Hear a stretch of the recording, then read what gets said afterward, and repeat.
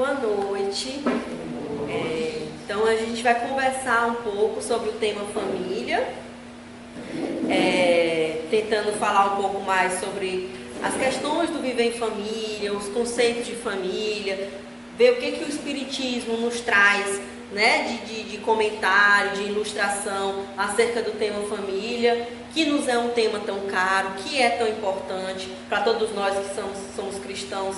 A gente sabe da importância de se viver em família, de se valorizar a família, e aqui é mais para a gente trazer uma luz, trazer mais informações sobre essa questão, né, do viver em família. Eu comecei aqui uma pequena apresentaçãozinha falando um pouco de um conceito mais mundano, conceito dos homens sobre família, para depois a gente trabalhar um pouco mais do que a doutrina, a codificação e as obras subsidiárias trazem para a gente sobre o tema família.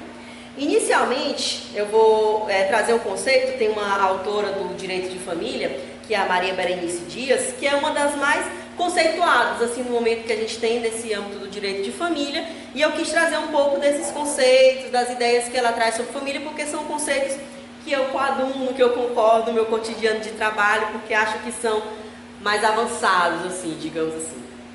A família não é mais essencialmente um núcleo econômico ou de reprodução, onde sempre esteve instalada a suposta superioridade masculina.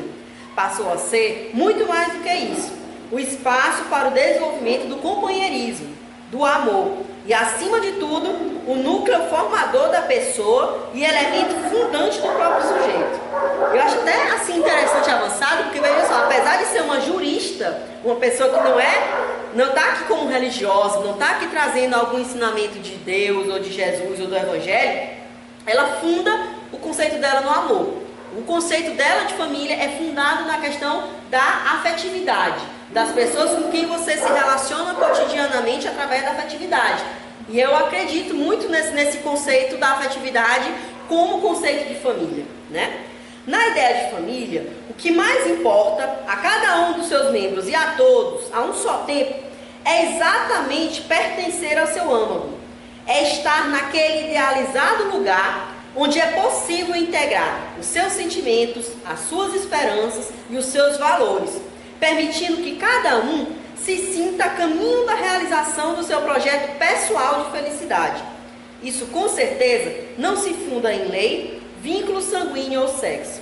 Então, o objetivo da família é que todos estejam coletivamente contribuindo um com os outros na felicidade. Só que se a gente trouxer um pouco para o âmbito do espiritismo, a gente pode talvez substituir a palavra felicidade por evolução espiritual. Cada um contribuindo uns com os outros para que a gente possa atingir juntos, coletivamente, o objetivo da evolução espiritual. Que é isso que nós espíritas acreditamos que viemos fazer aqui na Terra, evoluir espiritualmente. E a família é um lugar privilegiado, onde a gente pode exercitar, onde a gente pode domar os nossos maus instintos, onde a gente pode domar aquilo que é ruim em nós, e a gente pode praticar cotidianamente a paciência, a caridade, a mansuetude. Então a gente tem que aproveitar a família como esse lugar privilegiado, né? É aquela coisa que eu sempre digo e que é muito verdade, que Deus dá a receita, mas Deus dá os instrumentos, Deus dá todo o material que a gente precisa para fazer o bolo. Às vezes a gente vê na internet, vai lá naquele site Tudo Gostoso, que é o primeiro que aparece no Google quando você vai botar uma receita de alguma coisa, é o site Tudo Gostoso, receita de camarão.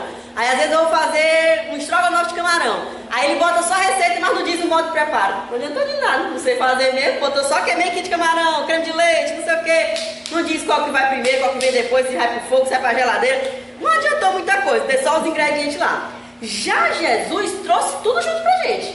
Os ingredientes, como fazer e os instrumentos, os materiais que a gente vai precisar. A gente tem o Evangelho, a gente tem a família, a gente tem a troca, a solidariedade em comum com os outros que a gente vai aprendendo, a gente tem a codificação, a gente tem as obras subsidiárias, a gente tem inúmeros instrumentos a favor da nossa evolução espiritual. Só basta a gente fazer, a gente ir atrás, né? Peraí que me deram um negócio aqui que eu não sei mexer não. Pronto. A família no universo espírita. Agora entrando um pouco mais na seara do espiritismo. Eu peguei uma parte do Evangelho segundo o Espiritismo, capítulo 4, item 13. Os que encarnam uma família, sobretudo como parentes próximos, são, as mais das vezes, espíritos simpáticos, ligados por anteriores relações, que se expressam por uma afeição recíproca na vida terrena. Mas também pode acontecer, sejam completamente estranhos uns aos outros esses espíritos, afastados entre si por antipatias igualmente anteriores, que se traduzem na Terra por mútuo antagonismo, que aí lhes serve de provação. Não são os da consanguinidade os verdadeiros laços de família, e sim a simpatia e a comunhão dos seus ideais, os quais prendem os espíritos antes, durante e depois das suas encarnações. Olha como ela vai até coadunar com o conceito lá da Maria Berenice Dias, da jurista, que vai dizer que não é o laço sanguíneo que funda uma família, que diz o que é família. O que diz é o afeto. O afeto é que vai dizer o que é família. E isso está no nosso Evangelho. Se a gente quiser deixar o lado jurista de lado, o lado do âmbito do direito de família, focar aqui no Evangelho, ele está dizendo a mesma coisa, só que de uma maneira mais bonita, porque o Evangelho é mais bonito ainda. É o afeto que liga as famílias. Não é a consanguinidade, os laços sanguíneos, que vai dizer o que é família, né? Segue-se que dois seres, nascidos de pais diferentes, podem ser mais irmãos pelo espírito do que se fossem pelo sangue. Eu até acredito que muitos de vocês vivenciam esse tipo de experiência aqui na Terra. Ter gente que não é seu parente de sangue, digamos assim, não tem nenhuma conexão, mas você tem tanta afinidade, tem tanta conexão com essa pessoa, até mais do que os seus parentes de sangue. Parece que vocês encaixam, dialogam, vibram na mesma frequência, e às vezes tem um primo que você não suporta olhar na cara dele, mesmo que vocês tenham o mesmo sangue. Às vezes um irmão dentro de casa, vocês têm o mesmo pai e a mesma mãe, mas não parece que um fala grego e o outro fala japonês. Não consegue se entender de jeito nenhum. E às vezes, um colega do seu trabalho, que você nem tem laço sanguíneo nenhum, você tem tanta afinidade, conversa, encaixa, parece que a conversa flui de uma maneira fácil, como se fossem irmãos. Para nós espíritas, é bom porque a gente tem uma explicação para isso. As afinidades, elas são de relações muito anteriores ao nosso campo presente. Não são agora que as afinidades são construídas. Muitas vezes as afinidades são construídas há muitas e muitas encarnações. Até a gente aqui, por exemplo, nós que somos trabalhadores espíritas, que frequentamos a casa espírita, quantas casas espíritas nós não já trabalhamos juntos antes? Né? Às vezes a gente tem aqui as nossas reuniões, a gente tem aqui os nossos momentos de confraternização, e eu me sinto muito partícipe aqui desse centro espírita. E às vezes fico pensando, sabe há quanto tempo eu estou com essas pessoas? Há quantos anos eu convivo com a Dora, com a Silvia, com a Dona Fatinha, com a Dona Aparecida? Talvez muitas e muitas encarnações a gente já convive. Por isso que a afinidade, ela não pode ser explicada numa encarnação somente. A gente precisa olhar as sucessivas encarnações, né? Podem então atrair-se, buscar-se, sentir prazer quando juntos, ao passo que dois irmãos consanguíneos podem repelir-se, conforme se observa todos os dias. Problema moral que só o Espiritismo podia resolver diante da pluralidade das existências. Então isso é muito, no livro o outro que eu estava lendo para poder subsidiar um pouco a minha fala, que é esse livrozinho aqui muito bacana, do Chico Xavier, chamado Família, por Espíritos Diversos. Aí tem uma passagem que Emmanuel coloca que ele acha até que é o contrário, que na verdade na família mais vamos ter pessoas que a gente tem alguma rusga, alguma dívida passada, alguma coisa que a gente está devendo, do que puramente espíritos simpáticos. Porque é óbvio que se a gente está devendo alguma coisa para alguém, se a gente encarna todo mundo na mesma família, é a oportunidade ideal que você tem para pagar aquela dívida que você tinha no passado. É como se, por exemplo, você tem uma dívida muito grande, que você pode pagar em dinheiro, pagaria rápido, 100 reais, você está devendo, você dá aqui 100 reais, você dá. Ou você pode pagar em trabalho, e não sei quantas vezes na casa da pessoa, trabalhar, até que desce os 100 reais que você está devendo. Encarnar na mesma família, quando você tem uma dívida, é o jeito mais rápido de pagar uma dívida. Porque você não tem nem como escapar. Você vai ver aquele sujeito o dia todinho. É seu irmão, por exemplo. Aí aquela pessoa pessoa que você briga pela televisão, você briga pela comida, você briga pelo quarto, você briga pela toalha, você briga pelo banheiro, briga por tudo. Você vai ter que aprender um jeito de conviver bem com aquele cidadão, porque ele é seu irmão. Então, se você não conviver bem com ele, a sua vida vai ser um inferno a vida todinha. Mas se você encontrar estratégias para exercer a paciência, para exercer a simpatia, para exercer o altruísmo, pode ser que a vida de vocês seja não tão ruim assim. Porque às vezes é um inimigo de muito tempo e não tem como a gente virar o maior amor do mundo com uma encarnação. Mas vai melhorando nessa encarnação, na outra encarnação voltam irmãos de novo, ou então vão voltar pai e filho, vão voltar em um outro grupo familiar mais próximos, porque a gente sabe que às vezes as nossas dívidas, Deus é infinitamente misericordioso e parcela em várias prestações. Então, às vezes a gente leva várias encarnações para resolver uma dívida que a gente tem. E aproveitar que o ambiente da família é esse melhor ambiente, privilegiado, que a gente tem para pagar as nossas dívidas. Outros tipos de família, também na visão espírita, também uma passagem do Evangelho, do capítulo 14, item 8. Há, pois, duas espécies de famílias. As famílias pelos laços espirituais e as famílias pelos laços corporais. Duráveis, as primeiras se fortalecem pela purificação e se perpetuam no mundo dos espíritos através das várias migrações da alma. As segundas, frágeis como a matéria, se extinguem com o tempo e muitas vezes se dissolvem moralmente, já na existência atual. Foi o que Jesus quis tornar compreensível, dizendo aos seus discípulos: aqui estão minha mãe e meus irmãos pelos laços do Espírito, pois todo aquele que faz a vontade de meu Pai, que está nos céus, é meu irmão, minha irmã e minha mãe. Então, às vezes, por exemplo, você vê um casal, eu tenho vários colegas que eu posso citar como exemplo, que casou, parecia que era o maior amor do mundo, meu Deus, conhecemos de 1000 vidas, o amor da minha vida e tal, passou 3 meses casado e se separou. Aí você diz, mas como assim? Não era o amor da vida dessa pessoa e já acabou, passou 3 meses casado e tal. Vai ver uma ligação, como ele diz aqui, puramente corporal. Não era uma ligação espiritual, uma ligação afetiva profunda de outras vidas. Porque a família que é espiritual, que ele coloca aqui, ele separa em 2 tipos de família. Família espiritual e família corporal. Às vezes coincide. A família corporal ser a mesma sua família espiritual, às vezes não. Então aquela pessoa que você convive, que logo se separou, não teve muito mais, cada um foi para o seu canto e tudo mais, provavelmente não era a sua família espiritual. Foi alguém que você, no âmbito da sua vivência aqui terrestre, teve alguma afinidade por algum motivo, viveu as suas atrações corporais e acabou-se. Cada um foi para o seu lado. Quando é do espírito, quando é aquela coisa que é de verdade, a gente sente que parece que é de outras vidas. Hoje mesmo eu estava conversando com as minhas colegas no trabalho, a gente falando de gravidez, não sei o quê, porque eu fui aqui mais parir o menino, então apesar de eu ser uma das mais novas, eu sou a mais experiente no assunto menino, para falar com elas. Aí falando como é, cuidar de menino e tal. Aí eu dizendo, olha, pois eu já tive muito namorado na minha vida, mas assim, com o meu marido hoje eu sinto assim que é o amor da minha vida. Pense, eu sinto assim, que nós somos 1 milhão de encarnação juntos, que nós ainda vamos ficar mais 1 milhão de encarnação juntos. Porque eu tenho muito afeto, muita admiração, muito amor, muita confiança.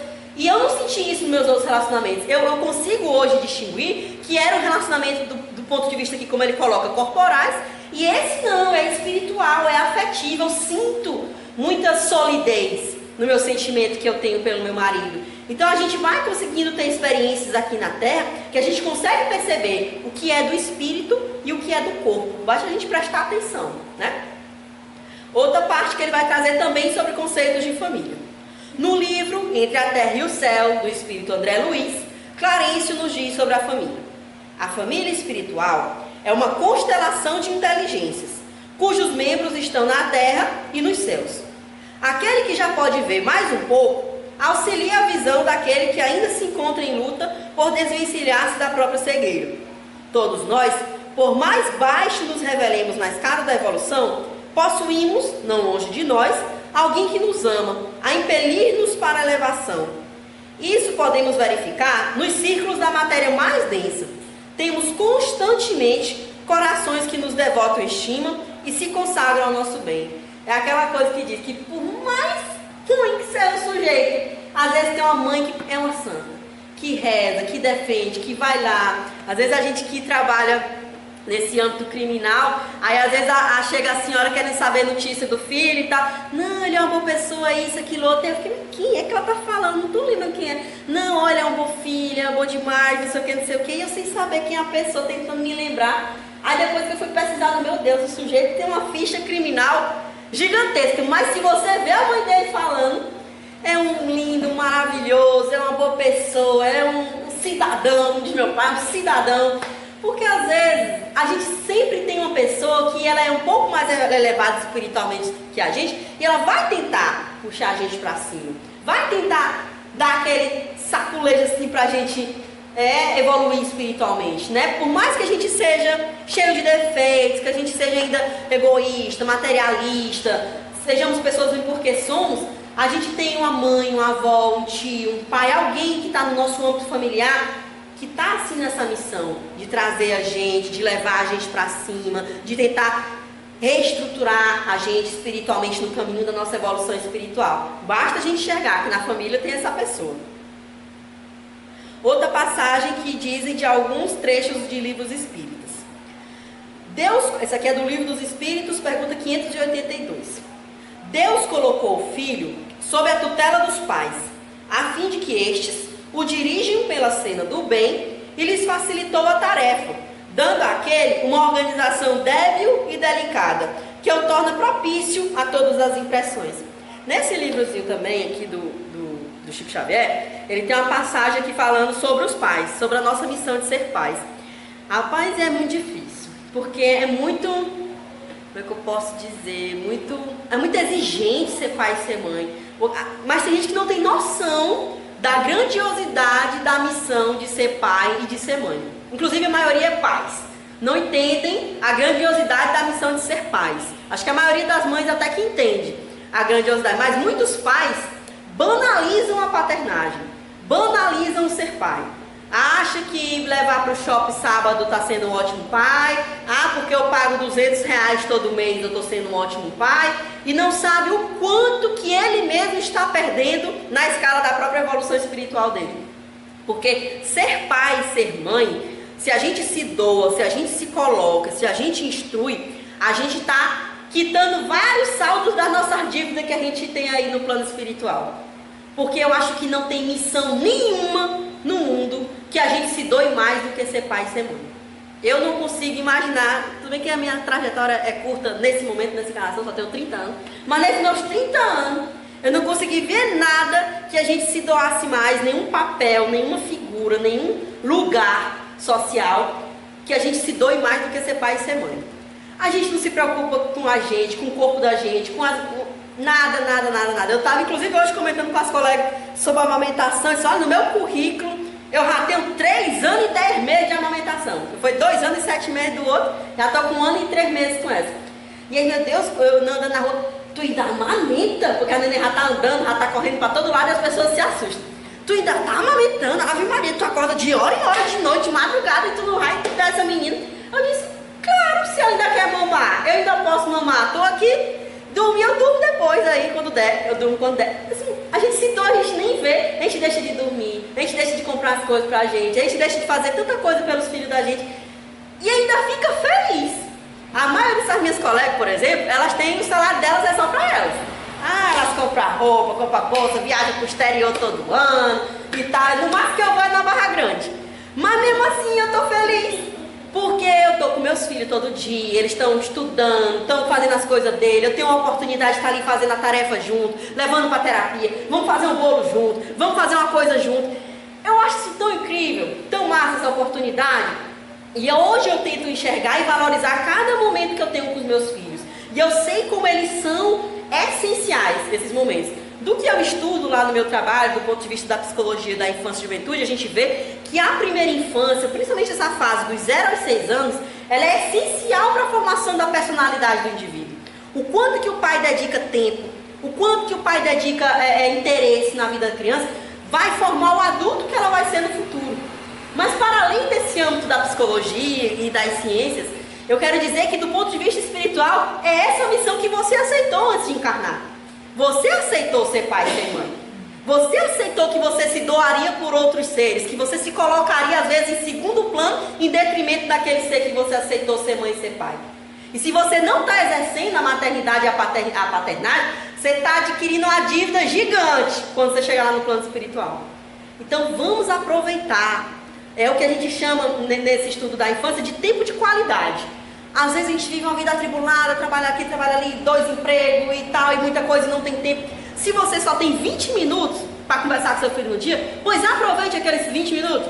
Deixa o celular de lado, deixa o computador de lado, desliga a televisão. Meu filho, como foi na escola? A sua coleguinha que estava doente semana passada já está melhor? E o projeto de ciência, semana que vem a gente vai fazer o que juntos? Vamos assistir um filme, vamos assistir um episódio de seriado, sei lá, que ele goste. Se interesse pelas coisas que ele gosta, que é para você entrar no mundo da criança ou do adolescente que você tem e ele adquirir confiança em você. É assim que a gente vai exercendo a maternidade e a paternidade. É fácil? É dificílimo. Das coisas que eu fiz na minha vida, a coisa mais difícil é ser mãe. Mas a gente não pode se furtar a batalha. Não pode se furtar a guerra. Quando ficar deitado o dia todo mexendo no celular e deixar o menino, eles que lute para lá, que se crie para lá. A gente não pode fazer isso. É necessário a energia, é necessário se colocar, é necessário se doar, porque a gente assinou esse termozinho antes de vir para cá. Então a gente tem que firmar o compromisso que a gente assumiu antes de encarnar, de ser pai e ser mãe. Outra passagem, dessa vez do livro O Espírito da Verdade, de André Luiz. Maternidade e paternidade são magistérios sublimes. Lá é a primeira escola. Pais, os primeiros professores. O primeiro dia de vida é a primeira aula do filho. Então nós somos professores por excelência. Nosso filho passa 4, 5, 6 horas na escola, aprendendo várias coisas mais, mas ele passa muito mais horas com a gente durante o dia. É lá que a gente vai ensinar como ser caridoso, é na família que a gente vai ensinar como ser generoso, é na família que a gente vai ensinar que não se deve ter tanto apego aos bens materiais, que a gente vai ensinar sobre altruísmo, sobre a partilha, sobre o cuidado que a gente deve ter com as pessoas. É na família esse ambiente privilegiado de ensino, mais do que na escola. Às vezes a gente acha que, não, o menino está na escola, a professora que ensine ele alguma coisa e eu não estou nem aí para nada. Não é. A professora tem as responsabilidades dela, tem, do âmbito do ponto de vista da educação. Mas a nossa responsabilidade, é 200 mil vezes maior que a da professora. De ensinar, de educar, principalmente, por exemplo, muitas das vezes das palestras que eu vou dar, principalmente agora, num grupo de homens que eu estava fazendo, facilitando lá no fórum, eu digo isso. Vocês provavelmente não querem ver os filhos homens de vocês sendo réu nos processos aqui de violência doméstica, sendo réu nos processos criminais. Vocês querem ver os filhos de vocês estudando, trabalhando, se formando, sendo homens de bens. Mas que exemplos eles tiveram dentro de casa? Que pais eles tiveram dentro de casa? Que pai você foi? É aquela pergunta que a gente faz às vezes. Você gostaria que a sua filha fosse casada com um homem igual a você? Então a gente precisa ver que tipo de reflexões e que tipo de exemplo a gente dá para os nossos filhos. Será que eu estou sendo um bom pai? Será que eu estou partilhando o trabalho doméstico? Do jeito que você é grosseiro com a sua esposa, seu filho vai aprender a ser grosseiro com a esposa dele. Do jeito que você sobrecarrega a sua esposa do trabalho doméstico, o filho vai aprender que esse é o certo. Eu não vou fazer comida, eu vou varrer casa, vou passar para meu pai não varria casa, meu pai não fazia comida, eu também não vou fazer. Isso aqui é coisa de mulher. E aí vai ter uma mulher exausta, sobrecarregada e violentada. Porque o acúmulo do trabalho doméstico também é uma violência contra a mulher. Então, se a gente quer ter um homem que entenda o seu papel de pai, o seu papel de esposo, a gente precisa começar pelo exemplo dentro de casa. É com o exemplo que a gente mais aprende. Às vezes eu vejo as pessoas querem dizer, meu filho é muito desorganizado, bagunça tudo, não ajeita as coisas dele. Aí já vê lá, as coisas do pai e da mãe é tudo bagunçado, é tudo jogado, não tem cuidado. A criança só vai reproduzindo, só vai dizendo. Às vezes eu lido com crianças de 4 anos de idade, que está tendo aquisição vocabular ainda, que de 10 palavras que fala, 11 é xingamento, 11 é palavrão. Onde é que essa criança está aprendendo? Às vezes é no cotidiano familiar dela, que você fala, e do exemplo, ela reproduz nos outros ambientes. Aí você fica, menino não fala palavrão, menino não fala palavra feia, mas ela nem sabe as outras palavras, porque você só fala palavrão dentro de casa. Então, o exemplo, ele é muito forte na vida da formação das crianças. A gente precisa aprender a sermos pessoas melhores, se a gente quiser ser pais e mães melhores, e se a gente quer ter os nossos filhos como pessoas melhores, né? Onde a base mais elevada para os métodos de educação? Isso aqui é de Emmanuel no livro Consolador. As noções religiosas, com a exemplificação dos mais altos deveres da vida, constituem a base de toda a educação no sagrado instituto da família. Então, a gente também passar essas noções religiosas é também a nossa missão. Claro que a gente não vai, digamos assim, catequizar, obrigar os nossos filhos a seguir a nossa religião e tudo mais. Mas eu acho que cabe a nós incentivar, facilitar, trazer, convidar, né? Eu estava me arrumando para vir para cá, aí o Nicolas, que é meu filho mais velho, mamãe, você vai para onde? Ele também é dia de sexta, né? Toda sexta. Hoje é o dia. Eu disse, não, hoje não é sexta, hoje é quarta. O dia que você vai é sexta. E o que você vai fazer hoje? Não, vou dar uma palestra, Espírito. E você não vai me convidar para ir para a palestra? Aí eu disse, é mesmo, você quer ir comigo? Aí ele, eu até queria, mas eu tenho que fazer a tarefa de casa. Pois então tá bom, então você fica fazendo a tarefa, mas eu fiquei assim, que ele ficou assim, sentindo ofendido quando eu convidei ele. Eu fiquei, é mesmo, né? Eu não convidei ele para vir comigo. Então assim, às vezes a gente deixa passar oportunidades que a gente nem percebe. Um livro que você está lendo que é tão bacana, você pode, filho, vamos aqui, olha que passagem interessante que eu estou lendo aqui nessa página, divida com ele. Ou então, olha, eu estou assistindo um filme que traz uma mensagem bacana, vem assistir aqui comigo, filho, vamos debater esse filme. Vai ter uma palestra, você pode levar ele, leva ele. Então, de maneira sutil, de maneira afetiva, de maneira que você conquiste, tente repassar esse legado de Jesus Cristo. Também é nossa missão como pais. Sendo os primeiros médicos os pais dos filhos, deveriam ser instruídos não só dos seus deveres, mas dos meios de o cumprir. Então a gente precisa entender que é nosso dever e que a gente tem ferramentas para cumprir esse nosso dever. Tem Jesus, tem o Evangelho, tem as orientações espirituais. A gente tem muitas ferramentas para fazer esse nosso exercício de maternidade e paternidade acontecer da melhor maneira possível. Aqui também outras passagens do livro Estudando o Evangelho, de Martins Peralva, que diz o seguinte: não basta, pois, evangelizar a criança nas instituições. É imprescindível que essa educação alcance também os genitores ou os responsáveis. Cuidar da criança, esquecendo os pais da criança, parece um esforço incompleto. Isso é tão verdadeiro, que tem um âmbito da psicologia agora, que é a educação da parentalidade, né? Por exemplo, a psicóloga que atende meu filho, ela faz mais ou menos em torno de 2 a 3 sessões com ele e a outra é só a gente. Não tem mais, porque não adianta. Se você fosse fazer um trabalho terapêutico, de acompanhamento, de instrução, e você fizer só com as crianças, é como se você estivesse fazendo só metade do trabalho. Você precisa atender os pais, orientar os pais, instruir os pais, porque durante todo o resto do tempo que ele não está na terapia, não está na escola, não está com você, ele vai aprender com os pais. Então a gente precisa ter esse cuidado de formar, de informar, de colocar, de trazer informações para os pais. Às vezes a pessoa tem dificuldade de ser pai e ser mãe, e a gente que tem alguma experiência tem essa missão de orientar. Olha, fulano, o castigo físico não ensina nada. Tu bater, tu dar uma pisa, tu pegar uma palmatória e não está construindo nada, não está edificando nada na vida dessa criança. Conversa, orienta. Se realmente precisar de uma reprimenda mais severa, coloca de castigo. Mas o castigo físico é uma coisa que não se usa mais, não se deve usar de jeito nenhum, é uma violência.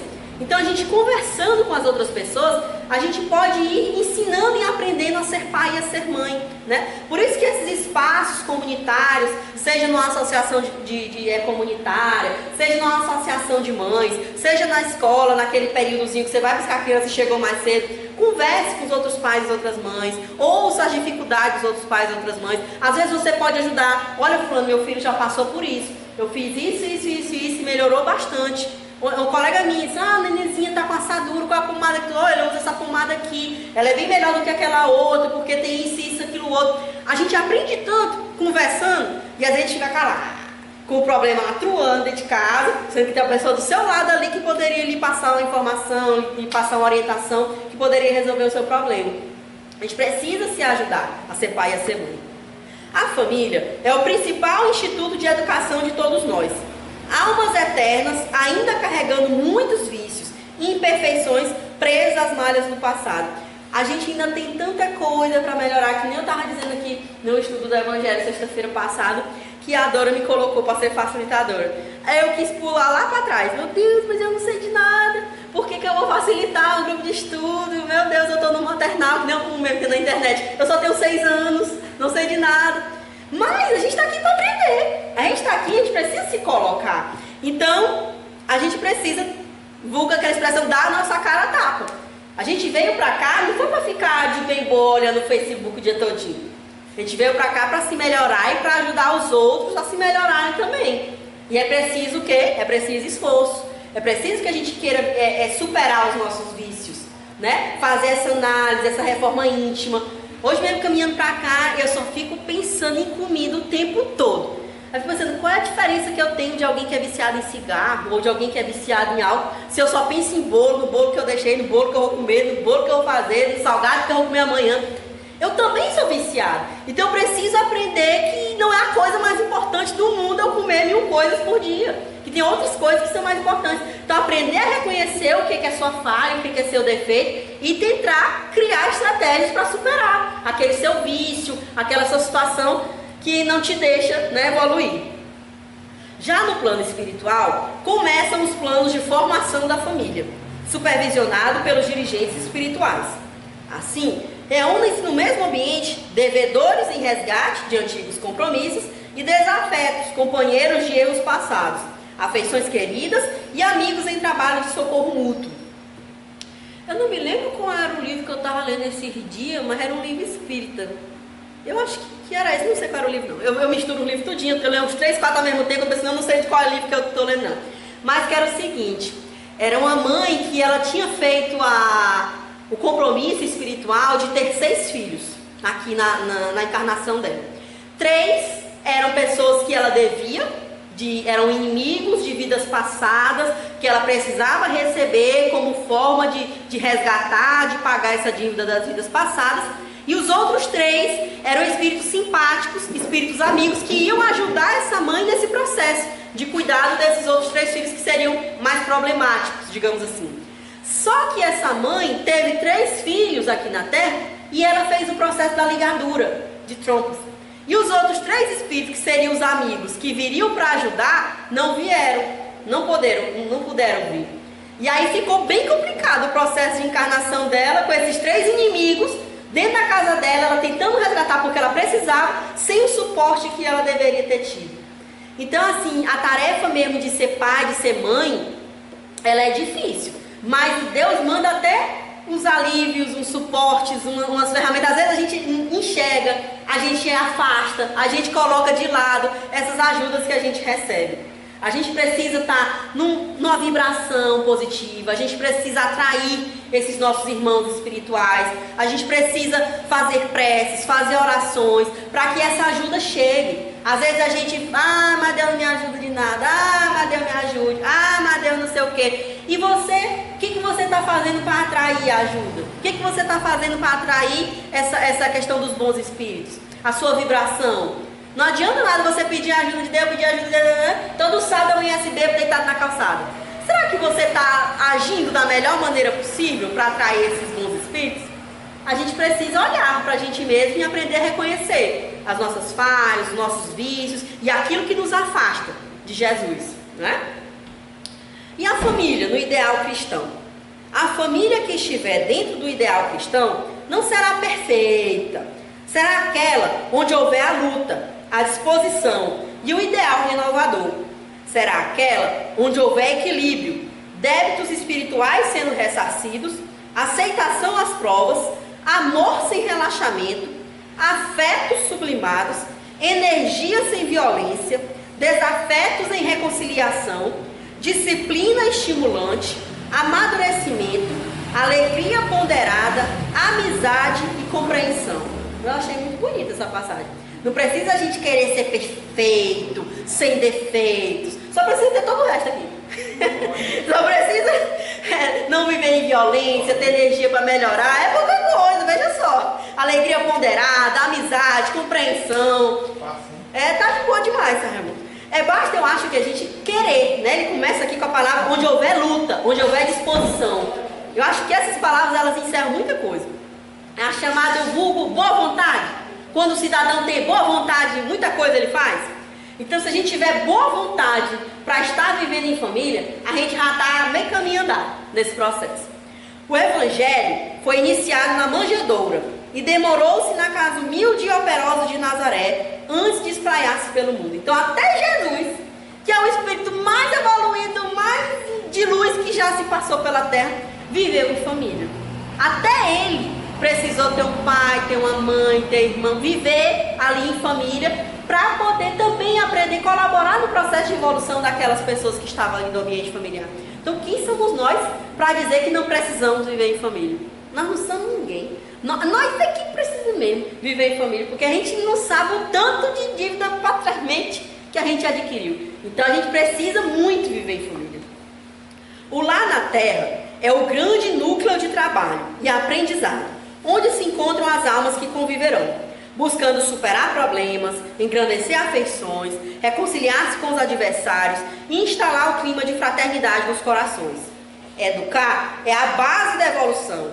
E se nas escolas do mundo educamos o nosso intelecto, no lar educamos os nossos impulsos e os nossos sentimentos. Essa frase pareceu muito bonita, vou até repetir. Na escola, a gente educa o intelecto.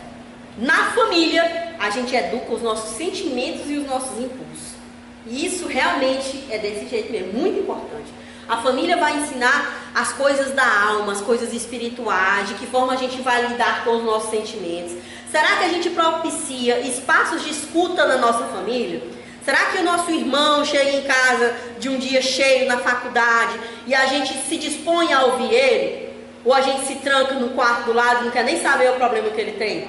Porque é ali, o ambiente privilegiado de escuta deveria ser a família. Então, se a gente tem um problema no trabalho, um problema na faculdade, uma situação financeira complicada, uma situação amorosa que a gente não está sabendo lidar, a gente tem que ser aberto para acolher essa demanda dos nossos pais, dos nossos irmãos, dos nossos filhos, né? Eu espero muito que agora que eu estou tendo um filho que está chegando na adolescência, que eu possa ser uma referência para ele, quando ele quiser desabafar, contar, chorar, brigar, dizer que brigou com não sei quem, e que eu possa acolher essa demanda do meu filho. Mas cabe a mim deixar a porta aberta. Cabe a mim mostrar disponibilidade, mostrar interesse, mostrar que eu quero contribuir na vida dele. Se eu me mostrar aberta, que eu quero contribuir, que eu quero ser porto para ele, ele vai perceber quando ele precisar. Agora, se eu fechar a porta, se eu fechar a cara, se eu não me interessar, se eu não demonstrar afeto e interesse, ele vai procurar escuta em outro lugar, ou até nem vai ter aonde ser escutado. E aí a gente sabe que há o desenvolvimento dos processos, tanto de adoecimento quanto de obsessão. E a gente não quer isso para os nossos filhos. Então a gente precisa começar de agora a sermos portas abertas com os nossos filhos. Somente no palco das experiências é que trabalhamos profundamente os nossos sentimentos, qualidades, tendências e aspirações. Nesse ambiente é que os valores morais e espirituais são desenvolvidos e purificados, pois, por mais lições que recebamos pelo mundo afora, elas não terão a mesma atuação das recebidas no lar, a primeira escola do espírito. Ninho de amor dos pais pelos filhos, porto seguro, de onde partimos para enfrentar o imenso mar de lutas, ora com o céu azul de alegria, ora com a tempestade das crises. Eu acho que quando a gente tem um lar sólido, a gente se sente muito mais forte para enfrentar qualquer problema que seja. A gente se sente potente, a gente se sente que consegue, que dá conta, né? Por exemplo, eu tenho 2 filhos, não tenho um babá, não tenho empregado, não tenho ninguém, trabalho fora, meu marido trabalha fora. A nossa rotina é muito louca mesmo, para dar conta de tudo. Mas a gente tem família. A gente sabe que na hora de um aperreio eu posso ligar para minha sogra, a senhora pode ficar com o menino hoje, eu posso ligar para minha cunhada, pode buscar ele na escola, não deu tempo para eu buscar na escola. Então, no dia a dia a gente vai vendo que a gente pode ter suporte, que a gente pode ter esse acolhimento. E família é para ser isso. É para ser esse lugar onde a gente recorre, a gente busca, a gente pede ajuda. Então, a gente precisa aproveitar esse espaço da família. Não só para pedir ajuda, mas para ajudar as pessoas, se colocar aberto a esse momento da ajuda, né? Se as divergências domésticas crescerem, gerando desequilíbrios e desajustes a explodirem na forma de separações, abandonos, atritos, discussões intermináveis entre pais, filhos e cônjuges, compete a nós trabalharmos intimamente com mais intensidade o nosso eu interior nas ações do dia a dia. Quanto mais houver a ameaça da tempestade, mais sólida deverá ser a construção da nossa casa moral. Emmanuel completa ao ser indagado sobre do que precisamos para vencer na luta doméstica. Devemos revestir-nos de paciência. Veja só que ele colocou a paciência antes do amor. O que é perguntado para Emmanuel? O que era preciso ter para superar os problemas domésticos? O que Emmanuel respondeu? Paciência, amor, compreensão, devotamento, bom ânimo e humildade, a fim de aprender e vencer na luta doméstica. Então a primeira coisa é a paciência. É respirar fundo se você chegou em casa e tem 15 camisas espalhadas pela casa. Você respira fundo muito bem. Não vou brigar com este sujeito que deixou essas camisas espalhadas pela casa. Você vê, você chegou em casa, tá seu batom tudo destruído, que a menina destruiu tudinho. Tadinha, depois eu compro outros quando deu deixar aí, eu compro outro batom. Então tem paciência. Às vezes você grita e não resolve de nada. Que nem um videozinho que eu vi na internet que era assim: uma pessoa adulta no escritório derrubou a xícara de café. Aí todo mundo foi logo: colega, você quer que eu lhe ajude? Vou pegar um pano para lhe ajudar. Não se preocupe, não tem problema, foi só uma xícara. Aí o filho derruba a xícara e o pai: menino desse, não, meu Deus, o responsável desse, só vive quebrando as coisas de casa. Ou seja, com um colega do seu trabalho, você tem toda a paciência, às vezes, tem toda a mansuetude, a delicadeza. Com o seu filho, se ele quebrar, que é uma criança, que deveria ter mais paciência, você desce os cachorros no menino. Então, o primeiro lugar que a gente deve exercer a paciência é dentro de casa. É com nossos filhos, é com o nosso marido, com a nossa esposa, com o nosso pai, com a nossa mãe. É ali onde a gente deve dar a cota de energia de paciência. Se a gente tem 100 unidades de paciência para usar no dia, 85 é para ser usada dentro de casa. Deixa as outras 15 no trabalho, em outro lugar que a gente anda. A maior parte da nossa paciência deve ser depositada dentro de casa, para que a gente possa ter um ambiente familiar mais saudável. E onde a gente pode buscar mais orientações? Jesus é o grande psicólogo, educador, médico e mestre maior, e nos mostra o caminho da vitória espiritual. 2. O Evangelho é o grande roteiro de iluminação das almas, encerrando em si a manifestação do Divino Mestre. E 3. O Espiritismo é a revivescência do Evangelho, trazido à Terra sob a supervisão do Cristo, com a missão de transformar a humanidade para uma nova era. Então aqui ele coloca 3 suportes, ferramentas, estratégias para a gente superar os problemas domésticos. Se confiar em Jesus, ler, estudar e praticar o Evangelho, conhecer e disseminar o Espiritismo. E eu queria encerrar com essa frasezinha, que é muito do que a gente entende que família deve ser esse conceito aberto, deve ser esse conceito amplo, que é um ditado africano que diz o seguinte: é preciso toda uma aldeia para educar uma criança. Então todo mundo pode colaborar nesse processo de formação, educação e edificação dos espíritos. Todos nós. Basta ter boa vontade.